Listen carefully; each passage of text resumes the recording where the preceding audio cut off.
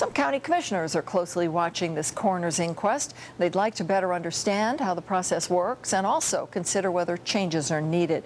Melissa Tehran sat down with Commissioner Steve Sisolak to get his opinion. There's nothing that indicates. From behind his desk at the government building, Commissioner Steve Sisolak watches how the inquest process works. Some of the questions that are coming either from the audience or their jury seem to be better or more relevant than the questions that the officials are asking, yes, sir. Which is kind of interesting to me. But Sisolak says he's not going to rush to judgment. We can criticize this process, and I'm not saying this process is 100% right, but when you do that, you have to come up with an alternative. It's easy to say, okay, it doesn't work, but what are we going to do next? Attorney Andre Lagomarsino is also keeping an eye on the case. He was just part of an inquest last month when he represented Trevon Cole's family.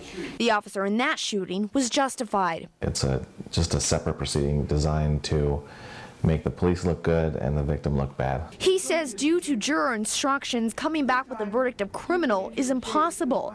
He also believes there should be rules on what kind of evidence is allowed.